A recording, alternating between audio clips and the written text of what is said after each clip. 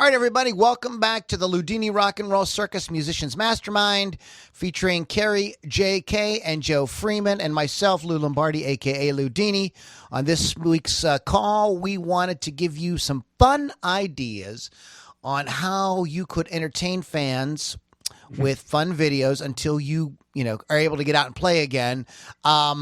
These are great ideas, whether you're out and playing or not. So even if you are out playing at some point again, once you do that, start doing it again. These are things that if you make a habit of, and fans really like, you might want to continue. There's an element of this of throwing a bunch of stuff at the wall and seeing what sticks. I understand that. Also, I understand that some of these ideas, some of you may recoil at. You may be like, "Oh my God, I could never do that." That's fine. Don't have to do all the ideas. Some of them are wacky. They're just wacky ideas. But I would say have an open mind and maybe try some of them because you're not sure what your fans are really going to enjoy or what's going to resonate with them. So have fun with it. This is just an opportunity. You know, at this point, you're not doing anything else. At this point, we're not playing gigs or anything like that. Some of us are practicing with our band. Some of us aren't. So you've got the time to sort of mess around with this. The one thing you will not find on this list is performance video. Everybody is doing a performance video. Okay. Because duh. Exactly. So there's no real reason for me to put that on the list. Of course, a lot of people are doing that, but there's a lot of other fun things that I think we forget about. And I think even I have a list, but I think that even with the group here, between Joe and Carrie, I think they probably have some ideas or some variations on some of my ideas. So we'll have a good time with this. So welcome everybody. Carrie, Joe, how's life? Everybody all right? Yes. Trundling on, looking after family mostly. Same here. How's it going being a school teacher, Joe? Takes up a lot of time, but it's rewarding in certain ways. So, yeah, quality time with the kids there. That's good stuff. Yeah. So, let's talk about this because we just mentioned Carrie came on and said that he just was fixing a leak. Did you say he had a pipe break or something? Is that what you said? No. Kind of paint spill. Oh, paint spill. Paint spill. Yeah. Okay. Paint spill, yeah. And I mentioned that Joe is working with his son, on his schoolwork every day. So this brings me to my very first topic, or my very first idea for a fun video you can do is a sort of day in the life. Now, you don't have to film all day. You could take, bits and pieces as you go through different things. If you have a little bit of editing capabilities, it can even be rough. It doesn't even have to be real slick at all. You can film throughout the day, then put together some of the highlights, some of the whack. Don't be afraid to show yourself in a kind of self-deprecating light.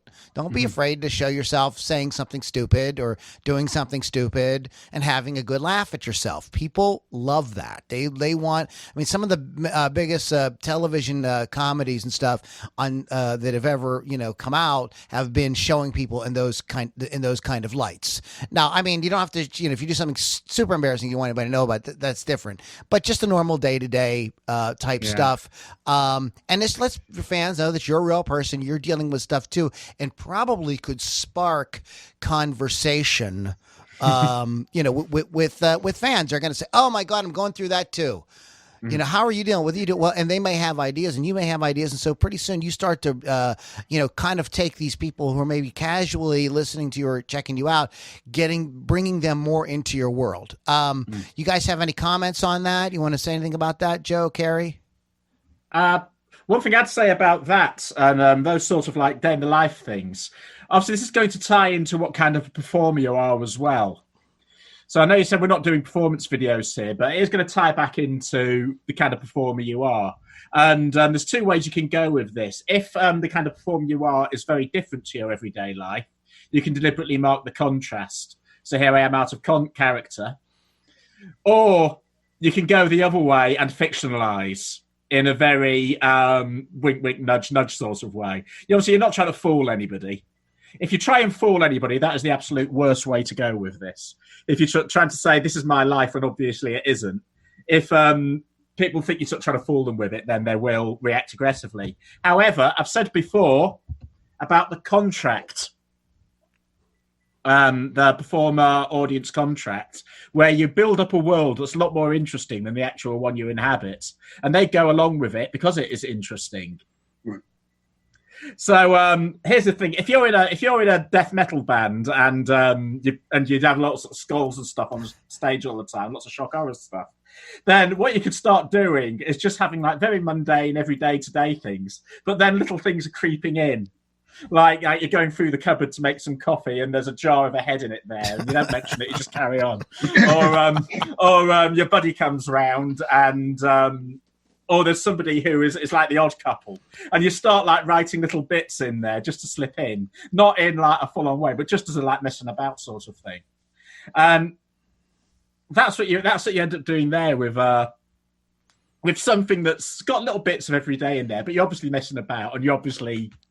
And you obviously got your tongue in your cheek firmly about it. And that's probably a good way to go, is to fictionalize just enough to make it interesting.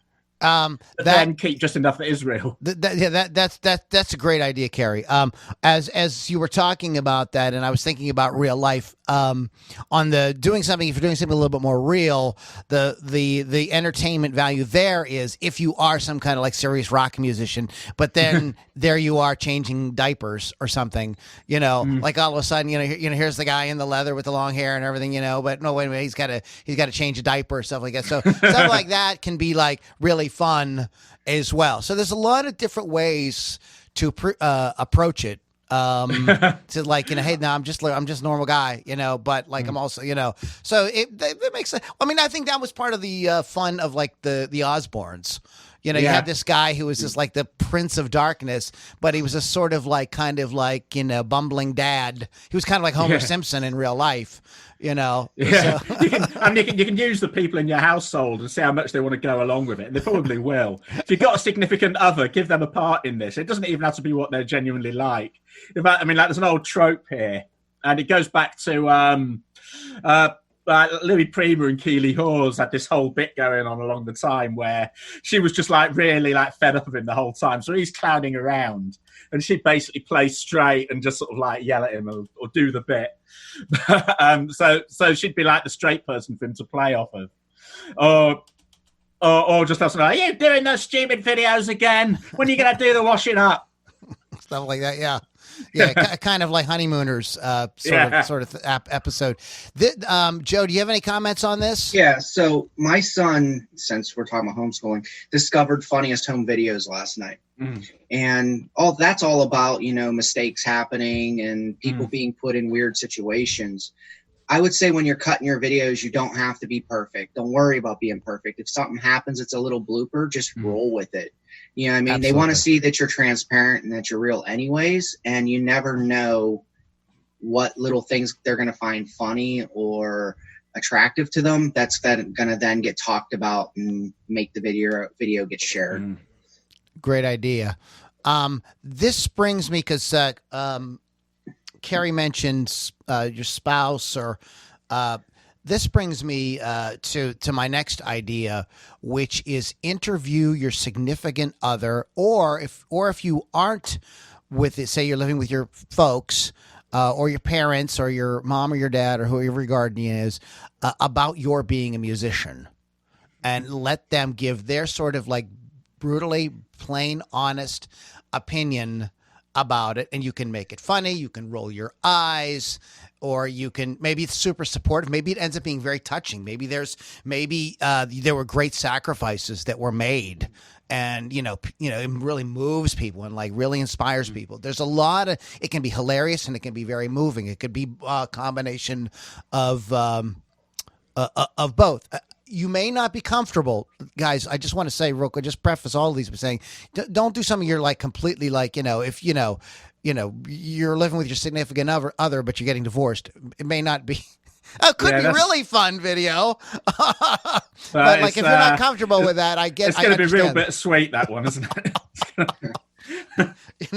So that is another aspect of which that's another option you can do, and it could be a series. Maybe it isn't just your significant other, maybe it's a little bit of everybody. Maybe you do one with your mom, maybe you do one with your dad, and you do one with your kids, and you do one with your ex-wife or whoever. And these can be like really deep insights into your path as a musician. It can be really fascinating for people, and you don't know where something like this might go. It could become viral. It could lay there like a turd in punch bowl. I mean, you don't know. You run it up the flagpole, see who salutes it. You guys have any comments or ideas on that? Yeah, so I want to say that, it doesn't have to be your spouse or your family members inside your home. It can be anybody that is interesting or that has an interesting story to tell about. You're getting ahead of me, but okay. You create sorry. That's okay. You creating your music or what you went through or, just anything that they feel is that made an impact to them. And then also it doesn't have to be live. Like some of these people will be afraid or won't want to do it live. So you can always do the interview, record it, and then just cut certain parts and really make them look good. Make them look good or make them look stupid. It depends on as long as they're okay with it, right? You don't want to put off your family and friends and Well, you could do fun stuff with that too. Is like you could put them in a dumb wig, is because they don't want to be identified on camera. There's all kind of fun stuff you could do with it. It doesn't, you could do the whole thing where you put them in shadow and distort their voice, like on this conspiracy show. Sort of thing. Yeah, so you could really play it up. If somebody has a certain personality trait, you could really exaggerate it. One of the things that we were talking about doing in Strangelove was putting out an interview series with each member of the band. But our drummer has this like really kind of crazy personality and this really, I don't know how to put it. He's kind of like a nerdy guy, but like really cool guy. So what we were going to do is like my interview was going to be normal. Dave's interview was going to be completely normal, but Gary's, he was going to be like laying like on like a silk sofa with like scantily clad women fanning him and feeding him grapes while we like interviewed him. Like, I don't know if you ever saw the Rock and Roll Circus interview with Keith Moon where the dominatrix is whipping him while he's being interviewed and she starts to slow down. He's like, no, keep going. He like yells at her. It's just a normal interview. He's just like talking about stuff, but there's this dominatrix, and it's like it's totally crazy. If I'd been directing that bit, I'll tell you how it would have ended. It would have done all that, and it would have gone there, and then he finishes speaking, and he's waiting there, and then he realises they're still waiting on him. Fine, now, and he has to start paying them off.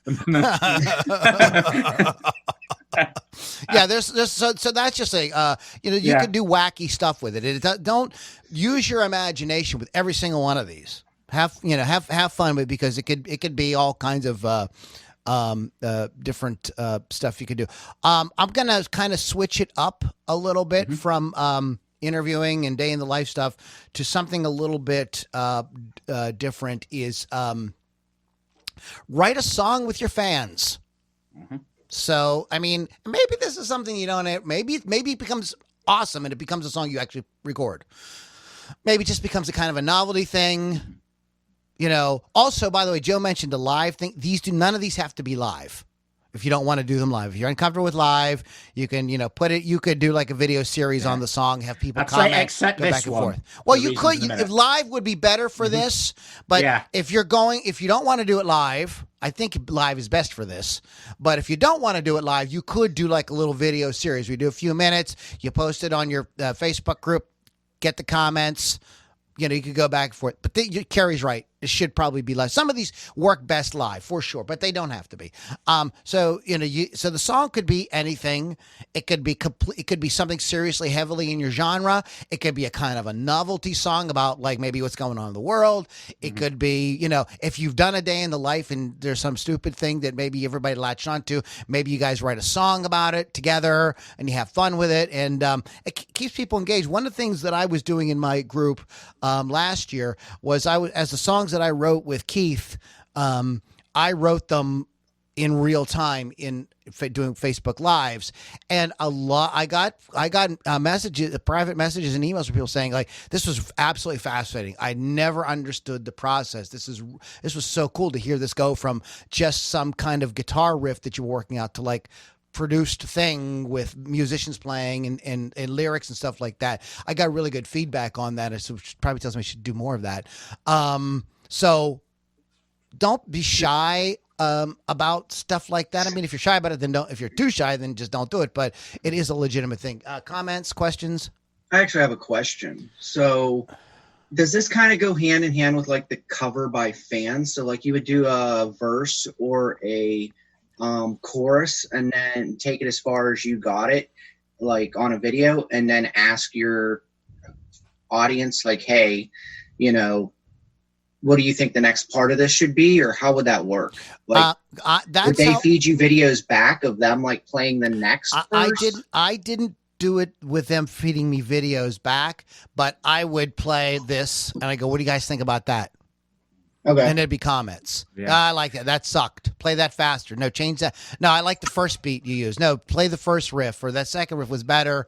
And I would take lyric suggestions as well as we got to that point with the songs. We took some lyric suggestions as well. But it was basically that. But Joe, what Joe just said is totally doable as well. You know, so if they want to hum something in to their record, or if you want to do a group thing like we're doing now, you want to pull everybody together on Zoom. Say, I'm going to do a Zoom call. I'm going to work on this song. You know, bring your guitar. Let's work it out. Latency will be an issue there, but it's one that can be overcome. Right. And what was I going to say there? I mean, it can be a sort of serious thing. You can sort of like do it like your college improv troupe. Well, like, tell me something, I'll write a song about it. But actually, like this idea of it being much more of a collaborative thing there, and just, I mean, like the comparison here is like something that you might do generally as a performer when you go out and do your gigs.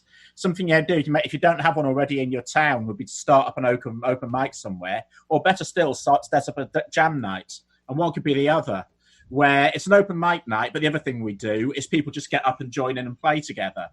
And those sorts of things are the lifeblood of the music a lot of the time. And that's how everyone gets to know each other. People can go down and know it's going to happen. They know it's all going to be rough and ready because that's a feeling about it. And it becomes a thing for musicians. It's not really a place where you're going to get your fans along, although some of them might, because the sort of fans who like to come and see behind the scenes will come along to watch for that reason. And so what we're describing here is basically an online jam night. Yeah. And so you can come along as a spectator, or you can come along as somebody who wants to join in and jam. Yeah, that there's several different ways to structure Carrie. That's a great idea. You know, that's a lot of fun. Folks can come in, they can join in. Or, you know, like I said, you can do them where, you know, you do them on your page, your group, and, you know, work within the comments. However, I mean, however you're comfortable doing it. Maybe you start one way, but then you decide to expand it. Some of these things could, as you do them and you find stuff that catches on, some of this stuff might be the kind of thing that you do for your Patreon subscribers only. You know, maybe, you know, in order for them to jam with you, you know, that's a Patreon level or something like that. At some point, I would say don't worry about that in the beginning, but some of these type of things could ultimately become something like that. It's something we're talking about here with the Mastermind as well as, you know, having other people on as part of a VIP kind of program. So, you know, once you do start playing live again, some of these ideas, if they're working, I would tell you to keep doing them. Because your fans are obviously liking them, and you're going to just do nothing but, you know, deepen that relationship. But again, I don't want to get on a thing about money or anything like that. Like this is like a kind of a money making thing. At this point, it's just to kind of like see what they like, see what works. Plus, you're going to get tons of ideas. You're gonna hear things about your music you never thought of before. You're gonna go. People are gonna say all kinds of things, and I don't mean in a bad way. If you pay attention, you're going to learn a lot about your audience, what they're like kind of looking for, and you can really work within your brand. We're not talking about pandering or being fake. We're talking about, you know, this kind of like little choices you make throughout your career. What do you guys? Somebody wants to say something. Yeah, so these types of videos that we're talking about here, some of these videos are promotion and get people on board, but then other ones like this that are more collaborative. Actually, I'll give you one example I have referred to before where it was actually a product thing. But when it is more collaborative and something that's more just about having another angle, that probably falls more into the category of setting yourself up for future opportunities. Because like not everything, some things are there to plant seeds or to get things moving. Right, good point. Rather than to generate instant profit. But one way that this was, the first time I saw this in action was about 4 or 5 years ago, and it was on Instagram. And it was and I've told this story before. I'm going to tell it now. Tell it again. All right, I'm going to tell it again. And it was an artist, a visual artist. And what he did, he had the camera down on his sheet and he was doing his painting and he was drawing and he was talking about it. It was like watching Bob Ross. Okay. He'd sort of like be doing his little trees and at various points he'd ask the people watching, what do you think? Do you think I should have a flower here or a tree here? And they'd say, all right, I agree with you. I'm going to put this tree here. And then all this would happen. And he'd say, I'm thinking of doing, and he'd be talking through the whole process, but it was interactive. Everyone's going there. And then when finally the picture was done, he said, right, what I'm going to do now is I'm going to go and put this on my online store. If you want to buy it, you'll find it right there now. And then I'll be right back here in 20 minutes and we'll start all over again. And he did. So that means now he's created this piece of artwork. Everyone's been a part of that. So immediately he's got a customer base who are invested in this thing who might want to buy it. I don't know if he's probably selling prints as well as the original. Because I can't imagine him not doing that if that's what he's doing. Brilliant. So he would have put it up on his store and he's saying, I'll be selling prints for this. And if you want the original, it will be this. And then 20 minutes later, he comes back and he'd just do that all day. So it's just like inviting people into his studio on this camera over Instagram. And when I saw that, and this was before I'd heard of anybody doing online performances and busking, and I thought, this is online busking. And so I did. I went and tried. I tried doing exactly that and just sitting and playing for meetings. I did that, and it went well. And that's when I found other people were doing it. But now we're getting to the point now where about 4 or 5 years later, it's taken a deadly virus to get people looking seriously at it. But yeah, all that stuff's been there, and some people have been early adopters for years. So do look around at what people are doing, and there's certainly visual artists, especially, who've been all over this for some time now. Okay, I'm going to move on to another suggestion in the same spirit of this write a song with your fans. Practice your instrument with your fans. So, for instance, say you as a guitar player. So here's a song like I want to learn on the guitar. I want to learn and I want to be able to play really well. Cliffs of Dover by Eric Johnson. Right, my way of playing it right now is embarrassing. It's terrible. I suck at it, but I want to get good at it. So invite people to watch you learn it. So I want to learn this Hendrix solo, and you post an event in your group. Say, Tuesday night at 9. Watch me, make a fool out of myself trying to figure out how to play, all the solo to All Along the Watchtower or whatever. Okay, and people will come in. Will people like? I don't know, but I would definitely try it because I think people will ask questions. I think people will find the process really interesting because there are people who probably following you who are musicians who will want to know kind of like, does he know some way of learning a song? I don't know. And there are people who aren't musicians who will be like, how does somebody learn how to play a song? Like, so, and there are people that are just going to want to hang out with you because maybe you make faces when you play it wrong and you smack yourself in the head or you yell out funny curses or whatever as you're doing it.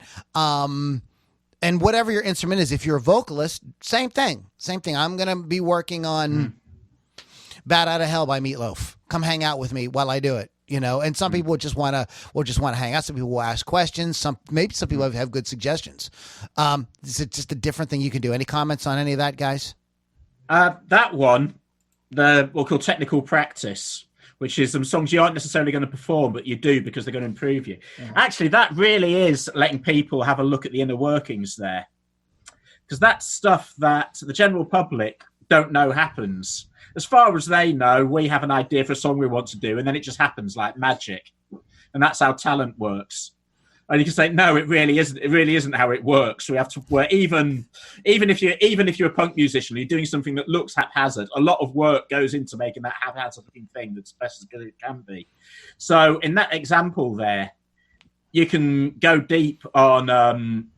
You don't just like listen to the record and then play it and call it a day. You would go back and say, here's why he chose this particular technique at that time. The guitar, you can refer to the fact that he was playing this. So I know that if I want to play this like Hendrix, straight away he was left-handed and I'm not.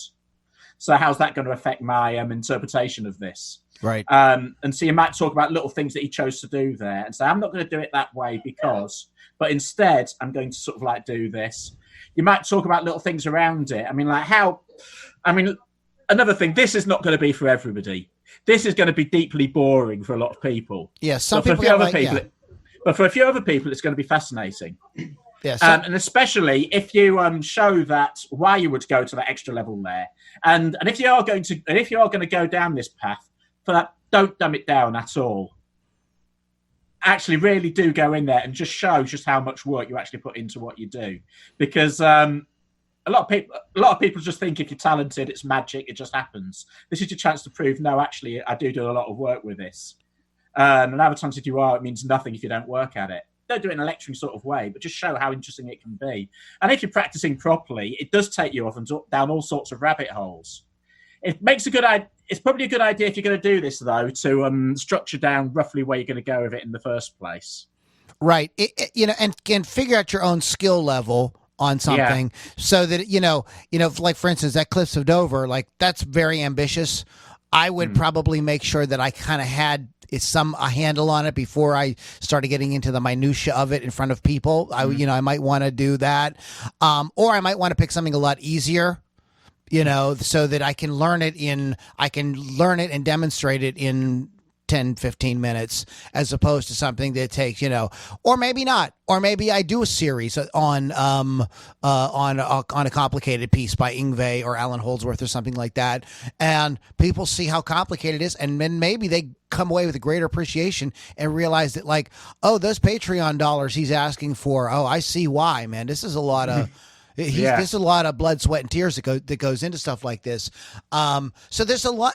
Again, try it. Run it up the flagpole. See if anybody salutes it. If not, stop doing it or don't do it or whatever. So we're not saying that these are all like the greatest ideas in the world. Moving on to something completely different. Share a non-music hobby or interest. So, we all have other stuff we like. We all have other stuff that we do. Maybe you're into fitness. Maybe you're into sports. Maybe you make something. Maybe in your spare time, you like to make toys in your workshop. I don't know. Okay. Maybe so stuff like that can be really fun for people. This is like maybe taking something that happens in the day in the life and, doing, a weekly video on it and talk. Maybe it relates to music. Maybe it doesn't. Maybe it could be a wide variety of things. Guys have any comments on something like that? So the one thing that is kind of just in my mind is you don't want to do just one of these. And, while before Lou said, don't think just about monetization. You do different ones, try it out repeatedly. Don't do it once and stop, because you're improving. Two, you don't know your audience is going to connect with. The first few, you may not get a lot of views, a lot of exposure, monetary, whatever your goals are. But the more you do it over time, the more things will get natural, or the more you'll just figure it out more. So don't start and give up, and don't just do one video type. Exactly. It might take 5 or 6, 10, 100. Write a song with your fans, jam with your fans or whatever before you kind of like figure out, or maybe you do it a couple times and it doesn't quite work, but then you realize, oh, it's because I was doing something that, I was doing it wrong. And you find a way you tweak it and it really blows up. So you have to try. And also, what's wrong? You're not going you're writing a song. So you're getting something these are all things that you're kind of doing anyways. We're just sort of saying, let's bring the fans in and see what they like and what they don't like. Think about it this way, Lou. You were saying you're working on that one song right now and you're not so good, so you don't know if you would share it right now. Yeah. But if you shared it today and you really weren't that great, and then you sporadically you redid this playing the song with your fans, okay? And then, like, I don't know how long it takes. Let's say it takes 3 months. 3 months from now, like, you're jamming it, like it's perfect, everything's rocking. You can cut that first video of you really sucking and then connect it to the one with you being really, really great, and then it becomes a piece that you can put out there, and your fans may like that. They may like to see, like, the immediate, okay, this is, him struggling, and this is what he got to. I'm going to continue pushing along, trying to learn this song because that's where I'm at right now. You know what I mean? Something I did not have on the list, and this I should have thought, was teach your fans something. And I think that is what you just said was great, because you could start out with totally sucking at something, and then in a month, 2 months, 3 months, whatever, have it together. Then you edit together. You get yourself a cool video editor and with different, and you put together a piece that you put out on YouTube that shows the development. So, I mean, if you do have your eye on teaching people, they can see, oh, this is the progression. And how he learned it or whatever, you could definitely leverage it for that. It could also just be a really interesting piece for fans, for them to kind of just see your process, kind of evolve. We take that 3 months and we condense it down into a 10-minute video or 5-minute video with bits of you commenting in between about your frustration or how you feel like you're getting it or you're not getting it or whatever. That's a good idea, Joe. I think it's freaking and great if you idea. are a teacher and your students are okay with it, you could do that for your students. One, it becomes a nice little piece for them, but two, it becomes a promotional piece for you. And promotion doesn't always mean get money now. Promotion means get exposure for what you're doing. Setting up future opportunities. Right. Setting up. So future. As long as your students are okay with it, that could be a really good piece to say, hey, look, these are the problems we were facing. This is them playing. Now look how happy they are. They're able to jam that out. You know what I mean? I'm going to make a quick note because you guys said a word that's kind of very Are we in trouble? Controversial word in our industry, and we'll come back to this. I don't want to get off on this right now, but you I'm said going to go to the principal's office after this. You said the word exposure, and we will talk about that because there's a lot of musicians that bitch about this exposure thing. Well, I don't want to. After the call, we'll have because I think this would be a great video, great podcast to do on when do you do something for exposure, and when are you sort of like somebody pissing on your back and telling you that it's raining. I don't want to get off on that tangent. That'll be an interesting conversation because I don't want to go off on a thing, but as coaches and so forth, we want awareness. Yeah, which to me is the same thing as exposure, but that's a whole different show. Right. We'll get into that. Okay. So if you have a non-music hobby or interest, feel free to share it. Something else you could share is your favorite records. So listen to your favorite records with your fans and do a listening party where we all get on Zoom, we play Led Zeppelin 3 or we play whatever record is inspiring to you. And we talk about it. We maybe mute the volume at times and check out this part, point out cool things. It's like going to an art gallery with an artist. I don't know if you guys have ever done that, and having them kind of like give you like some background on the different pieces and stuff. It can be insanely interesting. Even if you're not, I mean, I've gone and done that a couple times with people, and even though I didn't think I was interested in the piece, but when they started explaining it, was like, oh wow, and all of a sudden I found myself appreciating something that I didn't even give a second look at before. Not everybody's wired that way, but there are people who love that. So you can do a series. I think this would be a great series. Right now, maybe with nothing going on, maybe once a week, but maybe, when stuff gets going again, maybe you make it like a once a month. We do a listening party. You pick the album or you vote what's the next one we want to do? You pick these 5 or whatever, and they vote, and we do a listening party on it. And I take you through it and explain, the guitars and the drums and the vocals and the lyrics and things like that. And I think people really find you could also do this B on this would be do this with your own album and talk about, so you create a commentary track for each one of your songs. And we've talked about this before in terms of, building your big, release package. This is something you can add to your release package whenever you release your album, is to include this commentary CD where the music plays along, and maybe you and one of the other band members, or you and your producer or somebody kind of discuss it. Well, you could do this with your fans as well. And even if you didn't want to do the whole album at one time, you could pick select songs, or maybe you could go through it. Once a week, you pick, you do one song at a time. You discuss the song, you talk a little bit about it. You could do a live where you bring people on a Zoom call and do it as a group. You could just record the video yourself, listening, talking, etc. So these can be short bits, long bits, just different ways of doing it. You guys have any thoughts on that? So as an artist, when you go in and look at an art piece, you have your own experience that you go through, your own feelings, you see it a certain way.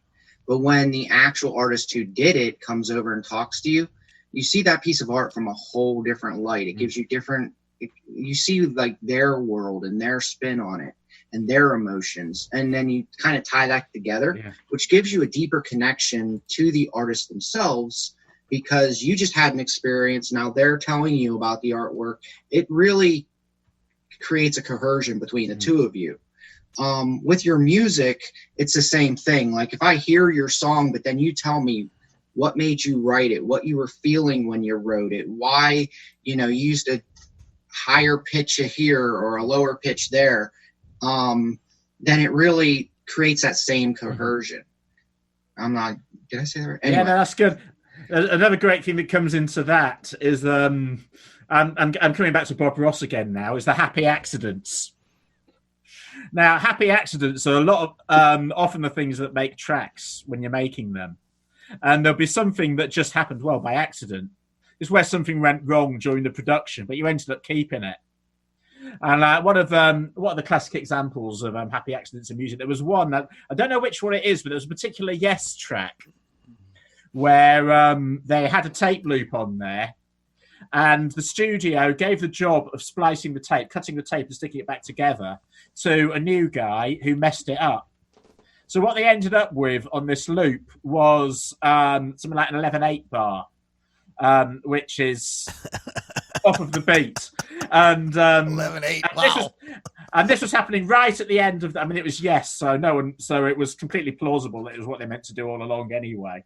But it turns out that it wasn't in this particular case. But because it was so late in the recording cycle, they didn't have time to sort it out because they were about to head off on tour. So they had to urgently rehearse this song with that bar in there to match the tape loop, because it was now on record and no one had noticed until it went on there. But that was a happy accident. Another one was, I think it was Dolly Dagger by Jimi Hendrix, where there's a fade out, but there's like a really weird false ending on it. Do you know the track, Lou? Yeah, I've heard it. Is it and that's got this weird false ending where it fades out and then zooms back in again and then fades out again. Yeah, I always wondered what the hell that was about. All right, I can tell you what the story was behind. I figured there was a lot of drugs involved. Well, maybe, but mostly what it was, he was sat in the control room, he was fading it out on there, and he was leaning back in his chair as he did it, and his chair fell over. So he quickly scrambled back up to the desk, pushed it back, and then finished the fade out. And then they looked at each other and they thought, actually, that was pretty cool, so they left it in. So that's what that fake ending in Dolly Dagger is, just because his chair fell over when he was doing the fade out. And that gives you something to talk about with fans. And we all, if you make music at all, everybody has those. There's probably one on every song that on the Strangelove album for sure. And the same way with the songs I'm putting out right now, there's little things where, I just kind of ran across something accidentally hit the wrong patch and found a cool sound that I kept.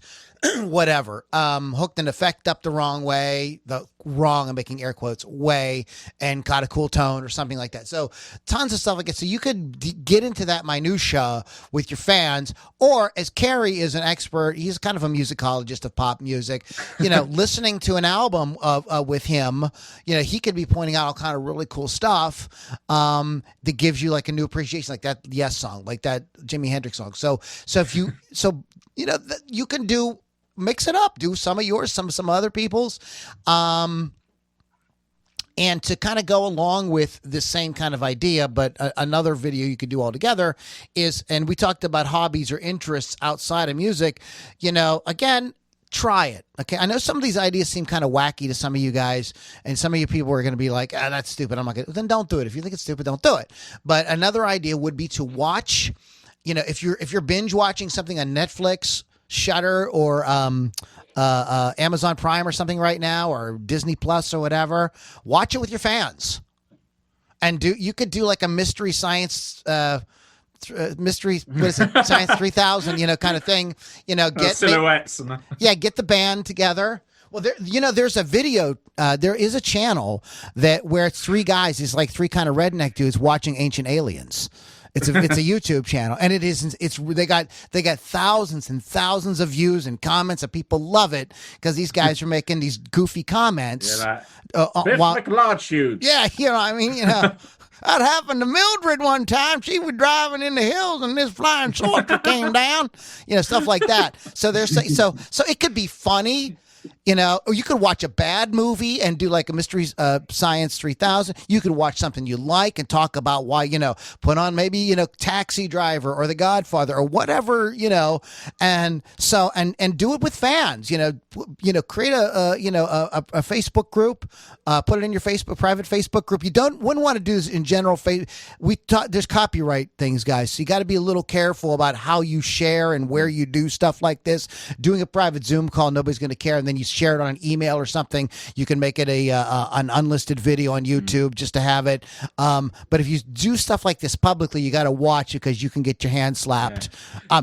No serious legal action, but they'll do stuff like they'll mute the video or stuff like that. It's not like we'll get in serious trouble. You know what the MST guys did after MST? What was that? After Mystery Science Theatre 3000 got cancelled, do you know what the guys did next? Who were behind that? Well, the company they created was called Riff Tracks. Oh, okay. And you know Riff Tracks, and the tagline was, we supply the riffs, you supply the movie. So what they did was they did exactly what they did on MST3K, only they weren't in character; they were just as themselves. So they built up the whole thing around, and obviously the other thing with that was it's pretty open secret that when they did MST3K and then when they did Riff Tracks, it wasn't really off the cuff. They sat down and they watched the movie over and over, and they wrote what they were going to say at every point. And so that's what they did with Riff Tracks, and they came up with this thing that they were going to say along with it. And then what they did was they recorded it along with the movie. And when you bought the Riff Tracks, you would just get the audio, which they owned, and then you would get the movie yourself, and you play one alongside the other.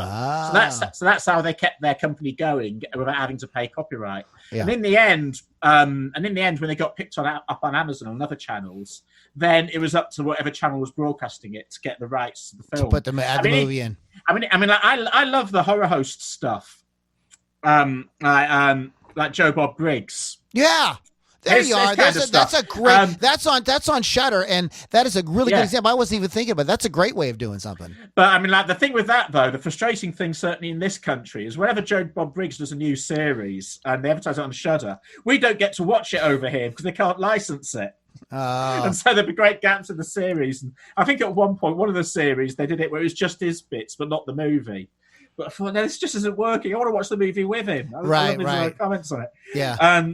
So yeah, there's that. But the licensing is always going to be an issue. Yeah. It's just funny. I recently watched him watching Chud, and Castle, and then I saw the Castle Freak. That was good. And Q, the Winged Serpent. I must be a Joe Bob Briggs fan. I didn't even realize it. I just realized it. But stuff like that. Those are great ideas, Carrie. You just got to be careful. Like you have to, if you're going to do something like that, you have to do it like on a Zoom call, and then like me and you offer it as something that people. Hey, it's a great way to get people to subscribe to your email list. Check out our riff on whatever movie, E.T. Where we'll show you all the like perverted stuff in ET, or I don't know. I'm just something sensationalistic to get people, you know what I mean? And they could do that, and you could do whatever you want with it. But you do a Joe Bob Briggs kind of thing. You could do a mystery theater. What is it again? Mystery Science Theater 3000. Mystery Science. I get them mixed up. It's like Teenage Mutant Turtle Ninjas or something. So that one, that's another sort of trope that's come with that Teenage Mutant Ninja Turtles. It's like there's a bit of a meme that goes around of like combinations of words that fit that song, and pretty much anything does. So that is that's another thing that you can have a lot of fun with. So if you're a movie junkie, or you're binging, you're going back and like a friend of mine's re-binging The Sopranos. You could do fun stuff with anything like that. Point out goofy haircuts, just whatever. Have your fans on, make it like a party, everybody hanging out, and it could be a lot of fun. Speaking of fans, what about fan videos? A lot of different things you could do with this. Hey, do a cover of my song. You know what I mean? And get fans to do covers of your songs, and give a T-shirt or something. Pick one and send somebody a T-shirt or something. So that's another thing. Send me shoot a fan video, send it to me, and I'll make a music video out of it with one of my songs. Fun stuff. Just this gets the audience involved, makes them feel like they're part of the which they are. Makes them part of the process, and people want to see what you did with it. It could be wildly entertaining. It could be all kinds of things. Let them decide what they want to do, and then you put it to whatever song you think it. Maybe it comes out. Maybe they take something really serious and make it really funny, or maybe they take something really funny and do something that you thought was lighthearted, and they do something really serious with. So it could like really open up a lot of possibilities. You guys go, or just do like a. We haven't done this yet in my group, but just offer everybody cover. I don't know. Everybody cover "Satisfaction" by the Stones. Good, bad, or indifferent, however you want to do it. You know what I mean? And we'll like talk about it and have a good laugh, or maybe it'll be really good, or or just do something creative with it. Like another thing is, like goofy stuff's always great for this sort of thing. Like a few weeks ago, I can't remember what it was, but I think it was somewhere on Twitter. Somebody had sent a stock tweet through to promote something. They'd done it really badly, and they'd tried to do a Facebook embed, but just left all the HTML code in the tweet, and it just looked really weird, apart from being really impersonal and rude anyway. So someone put underneath it a whole like sort of theory about how it was actually Delilah by Tom Jones, and that it worked to the tune of that.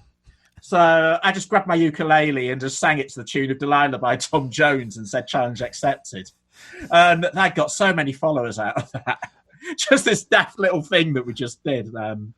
See, you have to think a little. Think more like Carrie thinks. Be a little bit outside of the box. I said about waiting for that. That was just something that happened on that day, and I thought, hey, I've got half an hour to spare, and I know Delilah, and I can sing HTML to the tune of Delilah, so I did. Sang HTML, and it wasn't meant to be any sort of quality. It was just a completely stupid thing to do, but that's why people dug it. Right. Make up nonsense lyrics and tell people to sing it to Stairway to Heaven or something like that. But it helps if there's context, and it was something that was and that you did it because it was just something that happened rather than a look at me thing. That's what makes them. When you got these little throwaway moments.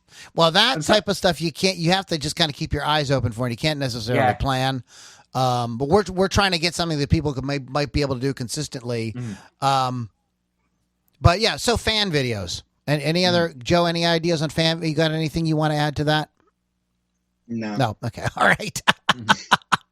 I mean, even dancing to it, even if you don't sing, dancing or like do like ask them to do like crazy lip syncing videos. Verse and a chorus of whatever song. You know what I mean? And you could do fun stuff with it. I think you're describing TikTok now, aren't you? Yeah, well, I know that's why I was thinking about TikTok. It's also going the direction of like the karaoke. So you could turn your song into a karaoke video and then have people, sing to it. And, they could play the karaoke video in the background and sing to it or record themselves singing to it. That's a great idea. That's super fun. Make a karaoke video of. Who's the leader of the gang that's a treat for you and me? Okay, cool. And hey, Carrie, you're gonna have to sit in on one of the after parties for the rock and roll circus, and we're gonna have to see what you're like drunk, dude. The next one I have is do an influencer video. Now, what I mean by this is you have people that have influenced you. And there's a couple different ways you can approach this. Is you could, if it's somebody who you can get access to, like a mentor, a teacher, somebody, do like a conversation with them, and talk about talk to the person about how they influenced you and get it like do all like kind of like an interview with them. So that's another way. That's one way of doing an influencer video. Another way is to just get on and maybe play bits of music or whatever and talk about a musician, a guitar player, a drummer, a bass player, singer, songwriter, whoever who influenced you, and talk about what the influence was, why it was so important to you, what it meant to you, were these things that happened at certain times in your life when you were struggling, and tie it to a certain person, artist, teacher, mentor, something like that. So that is another type of video that you could do, is to do like what I call, I don't know, I just made that up, influencer video. I don't know, if you have guys have a better way of saying it. No? Okay. Yeah. I agree. I know people who started their music career just because they were in love with one band, picked up a guitar, and they would literally play that one band's music over and over and over and over again. In that case, they influenced you. You should go ahead and talk about how that influenced you, why it influenced you, what you're feeling at the time. And if you ever got the opportunity to get a backstage pass or something and talk to them, then discuss that. And this is the only one that I missed on my list. And if you guys have any other comments, we can talk about that. Is interview other musician friends or band members. So we did this in Strangelove, and you guys can do this with your own band. Interview each member of the band. Or if you have, I'm sure other musicians. You better. Yeah, and I mean, you've done this, Loom, and it's one of the first things that I did with you, is you interviewed me. Right. So on your show, yeah. And I've done a bunch of interviews since with people as well for little things like that, and sometimes that's just. Sometimes that's open things. It's people that I just felt had an interesting story to tell, and no one else was telling it, so I did. And that's on some light back on me as well as a result of doing that. Absolutely. You don't have to be a professional journalist, podcaster, media personality. It's just you and that person having a conversation about them. Everybody is when I do when I interview bands and stuff, especially guys that have never been interviewed before or nervous about it or whatever, it's just talk. We're just talking about you. And that's everybody's favorite subject is themselves. Mm-hmm. What they say when somebody opens their mouth, everybody, they're talking more about themselves than anything else. So, and you could, and if there's certain things you really want to know or you think are really interesting, make those talking points, jot down a few talking points and say, I'm here with, Joe Smith. Joe's in this great band that I've gone to see locally a bunch of times, and I just wanted everybody here to know about Joe, what a great musician he is. And Joe, how did you get started what inspired you to pick up the guitar or whatever in the first place? What are some of your influence? What are some of your, what is your songwriting process? Whatever. So there's different questions you can ask. It doesn't have to be long. That's another thing. Like, it doesn't have to be, this isn't like inside the actor's studio or what's his name? The old newscaster who interviews musicians now. What's his name? Dan Rather. The Dan Rather hour or whatever. Like, it doesn't have to be anything. Like, it can be very just a conversation. So don't get yourself too like nerved up about doing something like that. Throw up Zoom, bring them on, talk for 15, 20 minutes, and boom. So you have something, you have content to give out to the fans, see what they like. That's all you can do. That's all I have. There's about 10 there, I think, maybe a few more. To kind of inspire you guys, give you guys some ideas. Anything else you guys want to, any other ideas you guys have on this, or? There is one thing you haven't mentioned yet. Sure. And that's, we briefly mentioned TikTok when you talked about doing a daft dance, something like that. But this also brings us into the area of challenges and sort of viral challenges. So whether or not to take part in viral challenges. And it might be a certain dance you do. It might be like the ice bucket challenge or any certain things like that. So you've got to sort of decide if this is something that you want, or that if it's going to kill your persona too much to take part in this, or if it's something that you want to be seen to support. So that's one thing. I've got something else to mention as well, but thoughts on that? Sure. Why not? There's a lot of different ways you can make up your own challenge. I know there's different challenges that kind of are floating around social media on any given day or any given week. Yeah, sure. Why not? I think it's a great idea. I can see someone saying, hey, let's do like a baby shark challenge. And because maybe you're a steampunk band or something, and you do a steampunk version of Baby Shark, and it's not Baby Shark, it's whatever. I'm not in that industry, but you can do challenges. Or maybe it's doing a cover of your song. Hey, I'll do a challenge. Everybody who does a cover of my song. I will sum up here. The sort of challenges I'm talking about here aren't ones that really show you off as a musician. They are just completely stupid ones that everybody's doing. Oh, well, like the ice bucket challenge. Right. Oh, okay. The other thing, another kind of challenge that you could do is you could do a challenge for charity. Spend some kind of like how many, okay, this might be impossible for a lot of you people, but this just came to my mind. How many masks can you sew a week?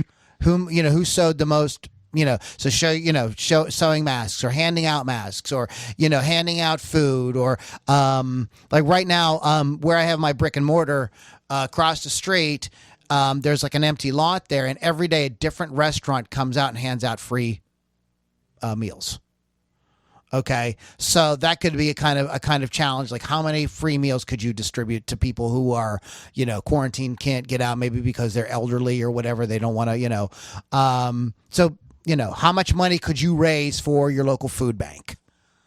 Things like that. So those are different kind of challenges, challenge videos that you could do that are like kind of just could be.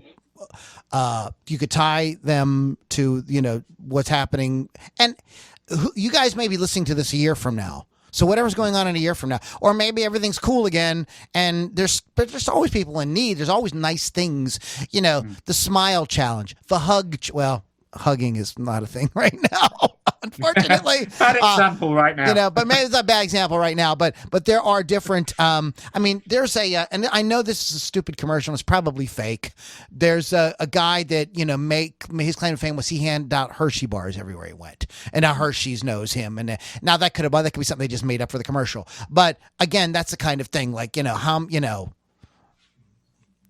there's always kids in need. There's always, that type of stuff. So there's different ways you could tie a chance, and it doesn't have to do anything. It's just doing something nice for people, and doing a good thing. And this does give you cachet with fans. It does. They people see you doing cool stuff, in an open-hearted way. You don't want to be doing it in a smarmy way.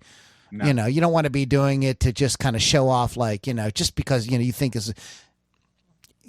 Proceed with a genuine, open spirit and a good attitude. That's all I can say about that. But yeah, challenge videos. And then the opposite of that, the kind-hearted challenge videos, is when I say the opposite because I've got a particular example in mind. Sure, go ahead. But sometimes you might end up with a format that's just that ends up eclipsing everything else that you put out there, including your music. Now we keep talking from time to time about Spectre Sound Studios and what he does. Mm-hmm. So, a quick question: what are his most popular videos? I know. The angry musician texts. Yeah, well, the stupid things that people text to musicians. Yeah. And they are all like really. It's basically texts from jerks that come to him in the studio or things that people send. What he does, that's so brilliant, is he sort of takes his. Howard Stern used to do this too. He sort of takes his texts are the new version of hate mail mail. Yeah. So he takes like his hate mail and makes and he heads right into it, man, on his videos. Like he's like, sure, lay it on me, and will challenge you like right now. Yeah. He's good at. He's very quick though. You gotta, that isn't for everybody. He'll read them out in a stupid voice and like, he reads them out in a stupid voice. Yeah, it's really hilarious. Yeah, those are my. He has a lot of really good educational videos, but those are like my favorite ones. Though. Yeah. So you guys, you got some great ideas for things you can do. You're bored, you don't know what to do, you can't play gigs right now or whatever.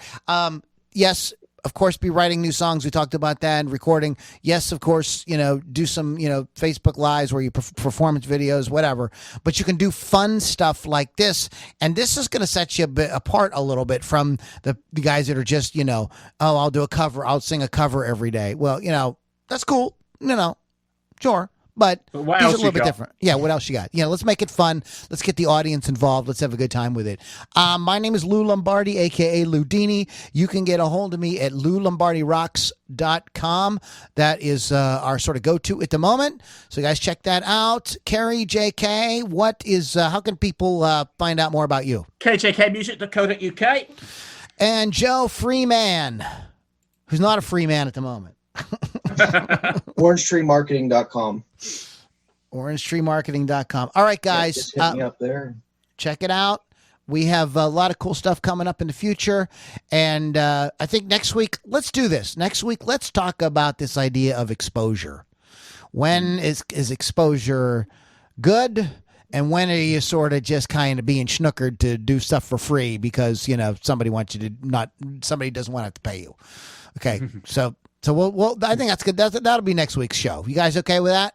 Yeah. Because that's a topic that a lot of musicians bitch about. You see a lot of stuff on social media about that. So, all right, guys, have a great week. We'll catch you guys all on the next Ludini Rock and Roll Circus Musicians Mastermind. Take care, guys.